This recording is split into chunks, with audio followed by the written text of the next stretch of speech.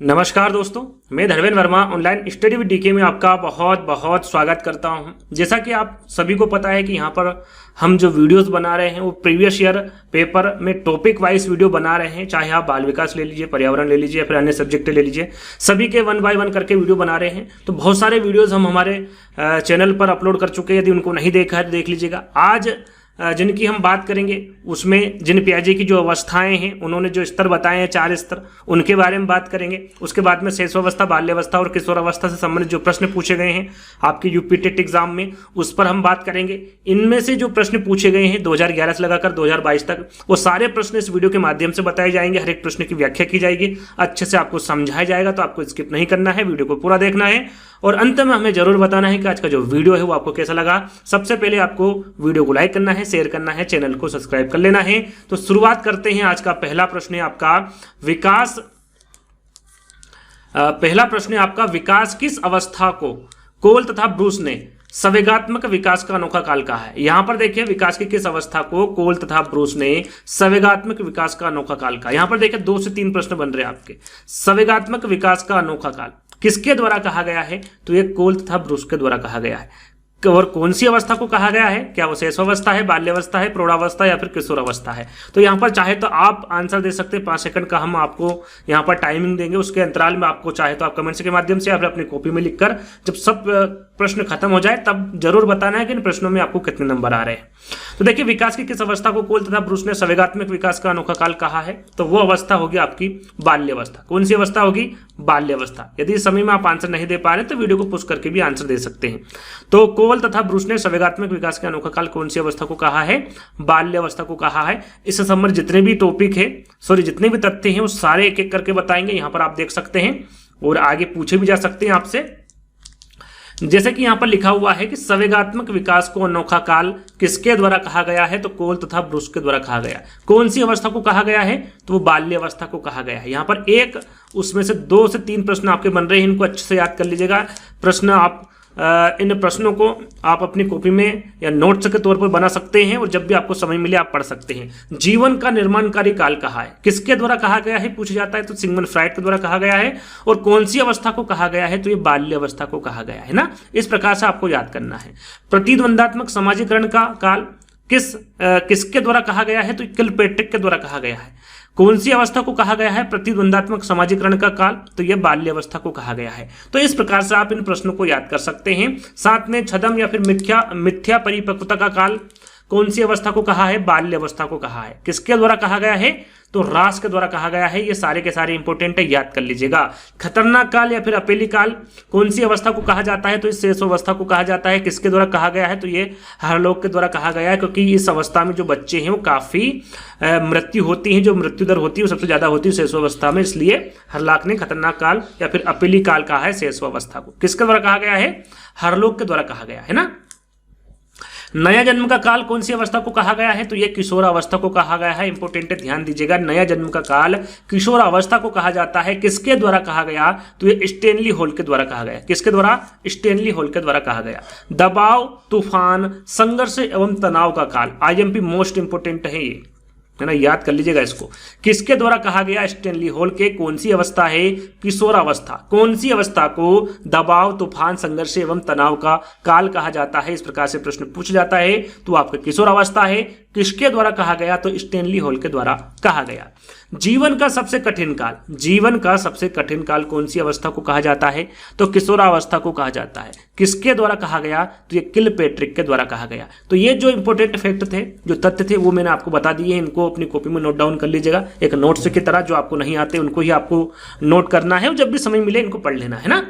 आगे हम बढ़ेंगे दूसरे प्रश्न की ओर।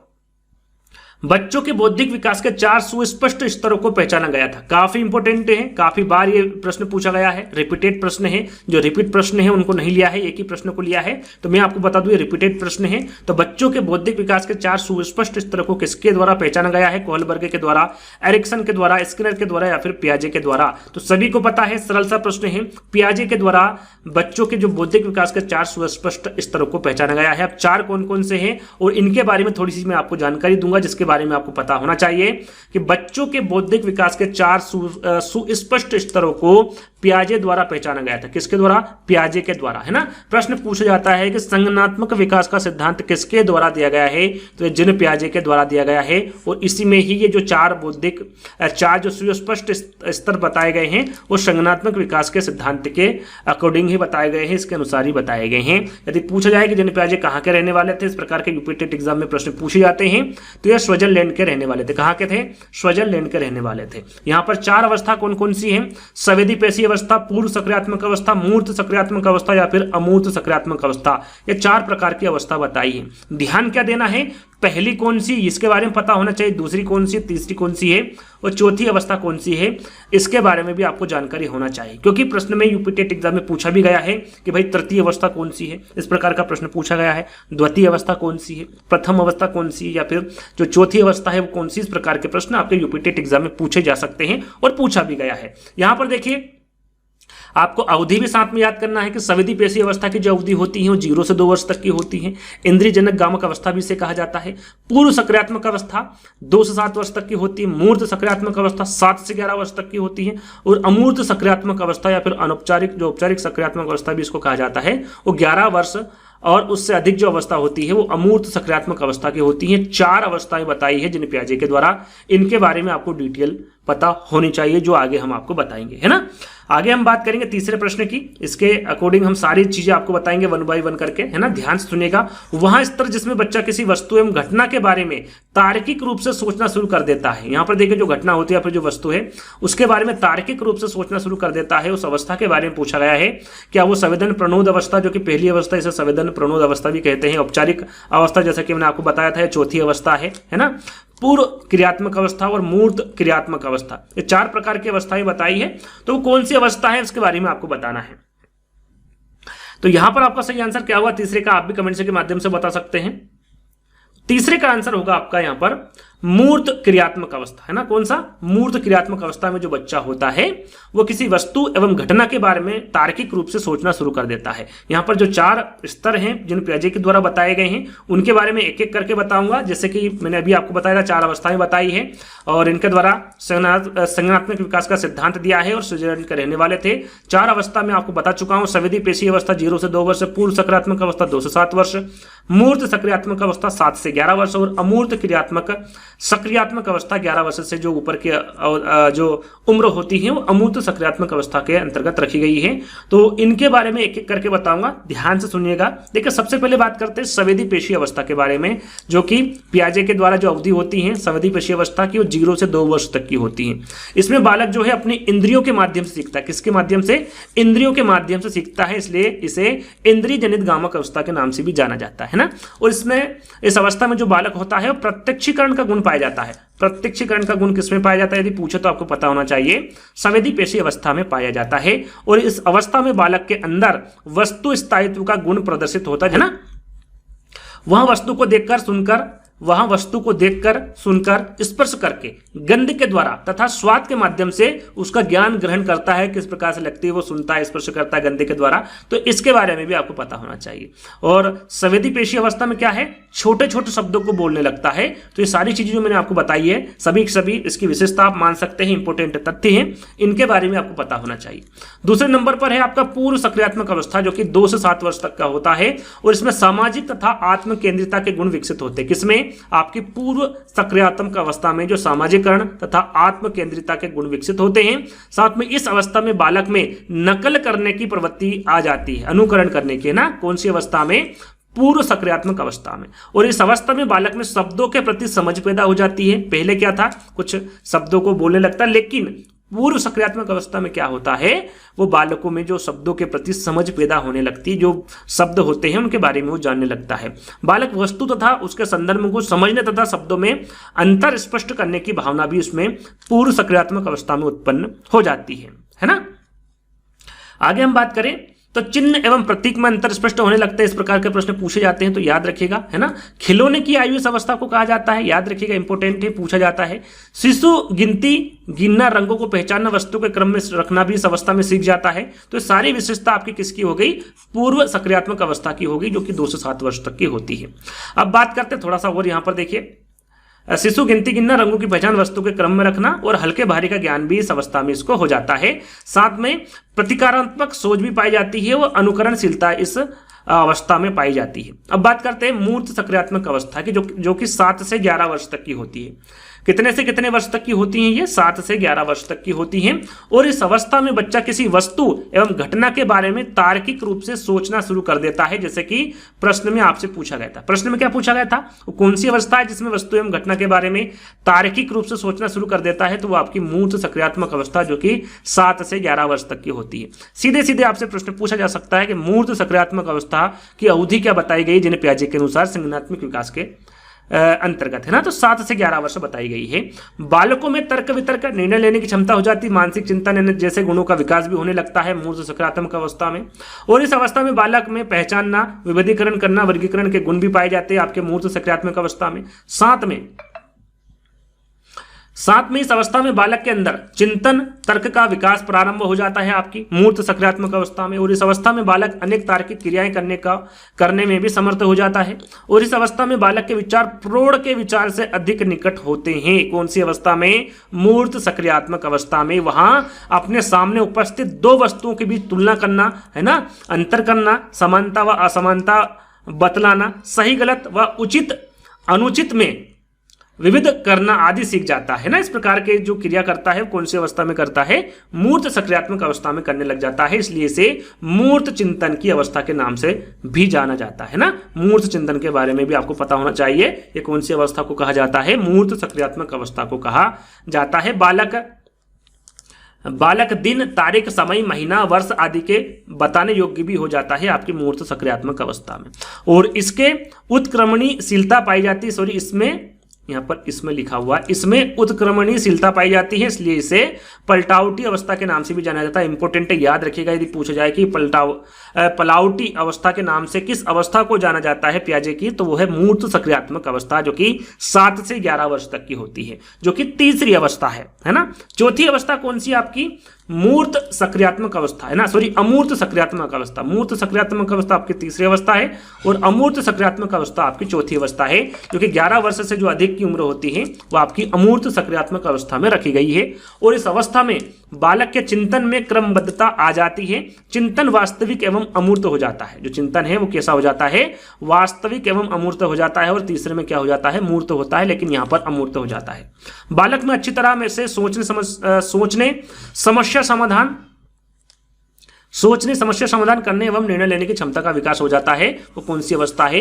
अमूर्त सक्रियात्मक अवस्था। ऐसा पूछा जाता है आपसे कि बालक में अच्छी तरह से सोचने, समस्या समाधान करने एवं निर्णय लेने की क्षमता का विकास किस अवस्था में हो जाता है, तो वो होगी आपकी अमूर्त सक्रियात्मक अवस्था। इस प्रकार से प्रश्न पूछे जाते हैं एग्जाम में। इस अवस्था में किशोर मूर्ति के साथ साथ अमूर्त चिंतन करने योग्य भी हो जाता है। यहां पर मूर्त लिखा, मूर्ति नहीं है ना।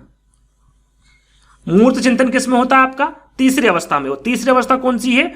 मूर्त सक्रियात्मक अवस्था। लेकिन इसके साथ साथ अमूर्त चिंतन करने के योग्य भी वो हो जाता है, इसलिए इसे तार्किक चिंतन की अवस्था के नाम से भी जाना जाता है।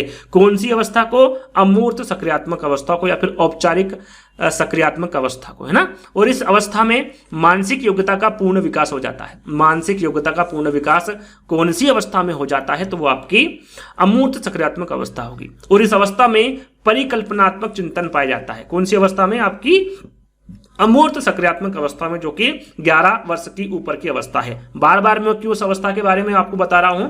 क्योंकि यहां पर आपको अच्छे से याद हो जाए, बार बार सुनेंगे तो आपको जल्दी याद हो जाएगा, है ना। चौथा प्रश्न है आपका, शेषावस्था में बच्चों के क्रियाकलाप रिक्त स्थान होते हैं। क्या मूल प्रवृत्त्यात्मक होते हैं, संरक्षित होते हैं, संज्ञानात्मक होते हैं, या फिर संवेगात्मक होते हैं? शेषावस्था में पूछा गया बच्चों के जो क्रियाकलाप होते हैं, वो रोता है, हंसता है, और भी जो क्रियाकलाप करते हैं उनके बारे में यहां पर पूछा गया है। तो आपको पता होगा क्या होते हैं? मूल प्रवृत्त्यात्मक होते हैं ना। मूल प्रवृत्ति इसके बारे में आपको पता ही होगा। मूल प्रवृत्त्यात्मक आपका बिल्कुल करेक्ट आंसर होगा। थोड़ी सी जानकारी हम यहाँ पर आपको दे देते हैं कि शैशवावस्था में बच्चों के जो क्रियाकलाप होते हैं वो मूल प्रवृत्त्यात्मक होते हैं। कैसे होते हैं? मूल प्रवृत्त्यात्मक होते हैं। शैशवावस्था की अवधि कितनी होती है? तो 0 से 5 वर्ष, कहीं कहीं 0 से 6 वर्ष भी दे रखा होता है ना। तो दोनों एक मतलब कि एक ही प्रश्न में दो विकल्प नहीं होंगे, अलग अलग होंगे। 0 से 5 हो तो आप टिक कर दीजिएगा, 0 से 6 हो तो टिक कर दीजिएगा, दोनों ही आपके सही होंगे। इस अवस्था में शिशु अपने मूल प्रकृति के अनुसार ही व्यवहार करता है। जैसे कि गुस्सा उसको यदि आ रहा है तो वो रोने लग जाता है ना, रोकर अपनी अभिव्यक्ति देता है, और खुश होने पर वो हंसी द्वारा अपनी अभिव्यक्ति देता है। या फिर कह सकते हैं कि यदि शिशु को भूख लगी होती है तो रोकर अपनी आवश्यकताओं का प्रदर्शन करता है। और प्रत्येक मूल प्रवृत्ति के साथ एक संवेग जुड़ा होता है। मूल प्रवृत्ति किसके द्वारा दी गई है? आपको सभी को पता होगा, मैकडूगल के द्वारा दी गई। कितनी मूल प्रवृत्तियां बताई गई है उनके द्वारा? 14 बताई गई है मैकडूगल के द्वारा, है ना। इतनी मूल प्रवृत्तियां, 14 मूल प्रवृत्तियां बताई गई है। पियाजे के द्वारा भी बताई गई है। कितनी बताई गई है? 2।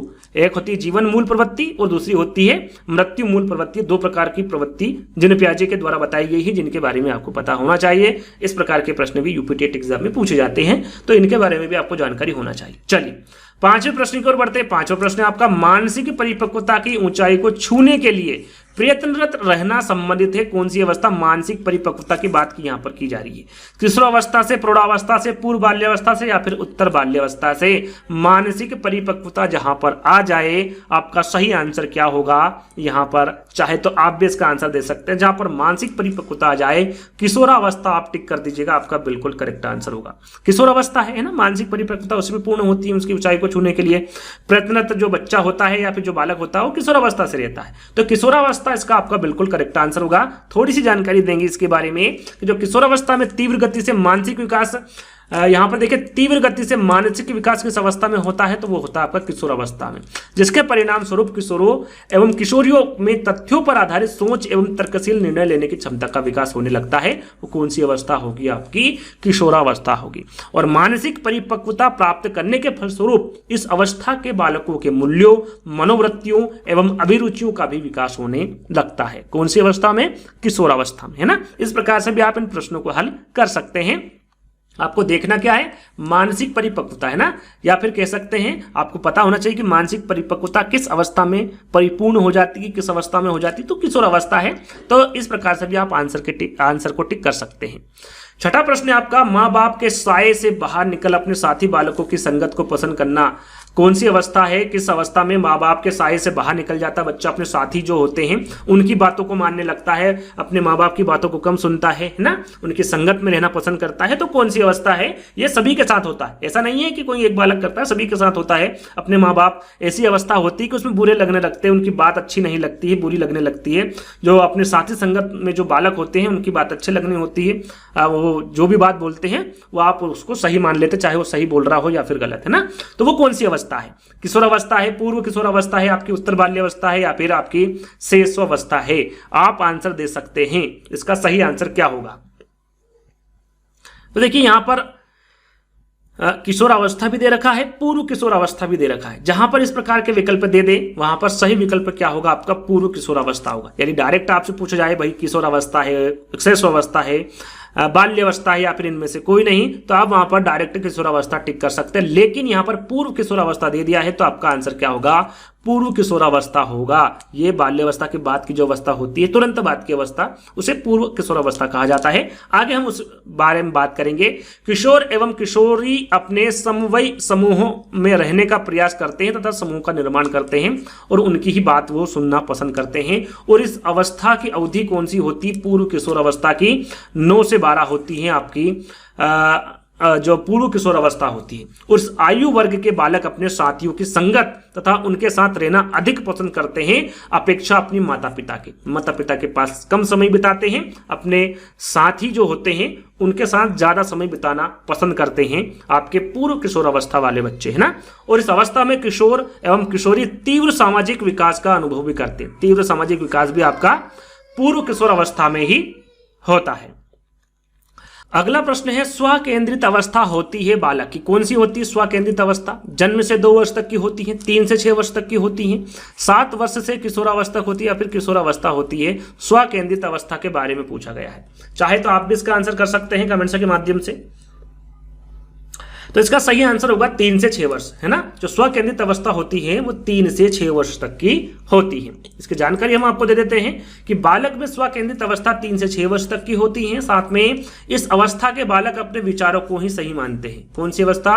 स्वकेंद्रित अवस्था में जो अपने विचार होते हैं, बालक के मन में जो विचार जागृत होते हैं उनको ही वो सही मानने लगता है। लेकिन पियाजे क्या कहते हैं इसके विषय में? पियाजे के अनुसार जैसे जैसे बालक का संपर्क, जैसे जैसे बालकों का जो संपर्क है वो अपने भाई बहनों एवं अन्य बालकों से बढ़ता जाता है, बालकों का जो स्वकेंद्रन है वो कम हो जाता है, यानी कि जो विचारों को सही मानना होता है वो कम होने लगता है। किसके अनुसार? आपको पता होना चाहिए, पियाजे के अनुसार।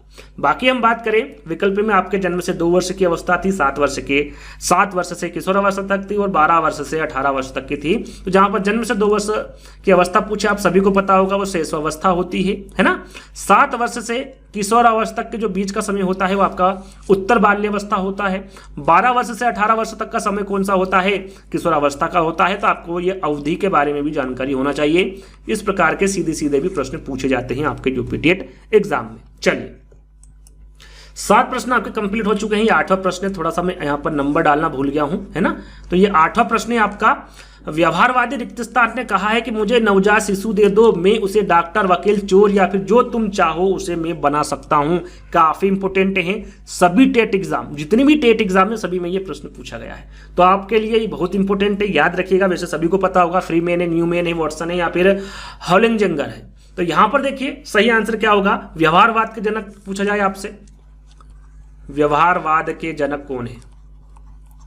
जहां पर व्यवहारवादी पूछे या फिर व्यवहारवाद का जनक पूछे, कौन होंगे? वॉटसन होंगे। और वॉटसन के द्वारा ही कहा गया है कि मुझे नवजात शिशु दे दो, मैं उसे डॉक्टर, वकील, चोर या जो तुम चाहो उसे मैं बना सकता हूं। तो वॉटसन आपका यहां पर बिल्कुल करेक्ट आंसर होगा।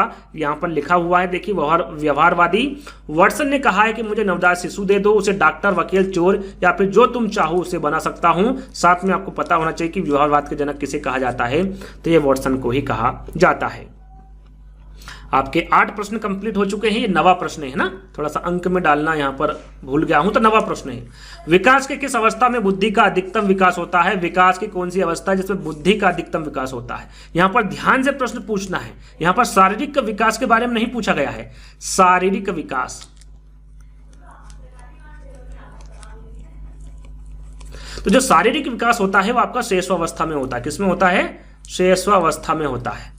लेकिन यहां पर बुद्धि का अधिकतम विकास पूछा गया है, तो क्या वो बाल्यावस्था में होता है? शैशवावस्था में तो होता नहीं है। किशोरावस्था में या फिर प्रौढ़ावस्था में? तो यहां पर ऐसा नहीं है, होता है, लेकिन यहां पर बुद्धि का अधिकतम विकास पूछा गया है ना, तो वो होता है आपका किसमें होता है? शैशवावस्था के बाद में कौन सी अवस्था आती है? बाल्यावस्था। और बाल्यावस्था के बाद कौन सी अवस्था आती है? किशोरावस्था। और ये किशोरावस्था में ही बुद्धि का अधिकतम विकास होता है ना। शारीरिक विकास आपका शैशवावस्था में होता है और बुद्धि का अधिकतम विकास किशोरावस्था में होता है। तीसरा वाला विकल्प आपका बिल्कुल करेक्ट होगा। यहां पर देखिए, विकास की किशोरावस्था जो कि कितने से कितने वर्ष तक की होती, अवधि आपको जरूर पता होना चाहिए। अवधि है 12 से 18 वर्ष, कहीं कहीं 13 से 18 भी दे रखी है, तो दोनों विकल्प में नहीं होगी। जहां पर 13 से 18 होगी तो टिक कर दीजिएगा, जहां पर 12 से 18 होगी तो भी टिक कर दीजिएगा, तो आपका सही विकल्प होगा, है ना। बुद्धि का जो विकास है जो अपनी चरम सीमा पर होता है। और यदि पूछे कि शारीरिक विकास किस स्तर पर तेजी से होता है, तो आपका शैशवावस्था है। और शैशवावस्था की जो अवधि होती है वो जन्म से 2 वर्ष तक की होती है। सभी को इसके बारे में पता होगा और होना चाहिए। यदि आप टेट एग्जाम, किसी भी टेट एग्जाम की तैयारी कर रहे हैं, तो शैशवावस्था, बाल्यावस्था और किशोरावस्था के बारे में, उनकी अवधि के बारे में, उनकी विशेषता के बारे में आपको जानकारी होना चाहिए। पियाजे के अनुसार, ये 10वां प्रश्न है ना, कौन सा प्रश्न? 9 प्रश्न आपके कंप्लीट हो चुके हैं। 10वां प्रश्न है, पियाजे के अनुसार संज्ञानात्मक विकास की तृतीय अवस्था निम्न में से कौन सी है? मैंने आपको बताया था कि आपको पता होना चाहिए कि पहली कौन सी है, दूसरी कौन सी है, तीसरी कौन सी है, चौथी अवस्था कौन सी। यहाँ पर तृतीय अवस्था यानी कि तीसरी अवस्था आपसे पूछी गई है। क्या पूर्व सक्रियात्मक अवस्था है, मूर्त सक्रियात्मक अवस्था है, औपचारिक सक्रियात्मक अवस्था या फिर संवेदनात्मक गामक अवस्था है? तो यहाँ पर हम देख लेते हैं पहली अवस्था कौन सी बताई थी मैंने आपको, यहाँ पर संवेदी पेशी अवस्था, जैसे संवेदनात्मक गामक अवस्था भी कहा जाता है। ये कौन सी अवस्था है? आपकी पहली अवस्था है, जो कि कितने से कितने वर्ष तक की होती है? 0 से 2 वर्ष तक की होती है। दूसरी अवस्था कौन सी आपकी यहाँ पर? पूर्व सक्रियात्मक अवस्था, जो कि 2 से 7 वर्ष तक की होती है। तीसरी अवस्था कौन सी बताई थी मैंने आपको? मूर्त सक्रियात्मक अवस्था, जो कि 7 से 11 वर्ष तक की होती है। चौथी अवस्था बताई थी आपकी मैंने औपचारिक सक्रियात्मक अवस्था या फिर अमूर्त सक्रियात्मक अवस्था। इसे अमूर्त या फिर औपचारिक सक्रियात्मक अवस्था भी कहा जाता है। ये चौथी अवस्था है जो कि 11 वर्ष से जो अधिक की अवधि होती है वो मैंने आपको यहां पर बताया था, है ना। तो ये आपको पता होना चाहिए। तो यहां पर तृतीय अवस्था यानी कि तीसरी अवस्था पूछी गई है। सही आंसर क्या होगा आपका? मूर्त सक्रियात्मक अवस्था, है ना। यहां पर भी बताया गया है जैसे कि बच्चों के बौद्धिक विकास के जनिक पियाजे के द्वारा कितने स्तर बताए हैं, ये आपको पता होना चाहिए। 4 स्तर बताए गए हैं, जिसमें तृतीय अवस्था या फिर तीसरी अवस्था कौन सी है? मूर्त सक्रियात्मक अवस्था, जो कि मैंने अभी आपको बताया, जो कि 7 से 11 वर्ष तक की होती है ना। इनके द्वारा कौन सा सिद्धांत दिया गया? जनिक पियाजे के द्वारा संज्ञानात्मक विकास का सिद्धांत दिया गया। कहां के रहने वाले हैं? स्विट्जरलैंड के रहने वाले हैं। कितनी अवस्थाएं बताई है? थोड़ी देर पहले ही मैंने आपको बताया है। चलिए अगला प्रश्न। टोटल हमने 10 प्रश्न अभी तक कंप्लीट कर चुके हैं। ये कौन सा प्रश्न है आपका? 11वां प्रश्न है। गिरोह अवस्था के आयु वर्ग एवं विलंब विकास से संबंधित है। गिरोह अवस्था या फिर टोली अवस्था, टोली की अवस्था अभी हमने बात की थी इसके विषय में, है ना। उसमें किसका विकास सबसे ज्यादा होता है वो भी मैंने आपको बताया था। 3 से 6 वर्ष एवं भाषा है, 8 से 10 वर्ष एवं सामाजिकरण है, 16 से 19 वर्ष एवं नैतिकता है, या फिर 16 से 19 वर्ष एवं संज्ञानात्मकता है। तो यहां पर गिरोह अवस्था या फिर टोली अवस्था के बारे में पूछे तो आपका 8 से 10 वर्ष और उसमें क्या होता है? समाजीकरण होता है। तो 8 से 10 वर्ष एवं समाजीकरण होगा। थोड़ी सी इसके बारे में जानकारी आपको दे देते हैं, है ना। पहले इसको मिटा देता हूं मैं, है ना।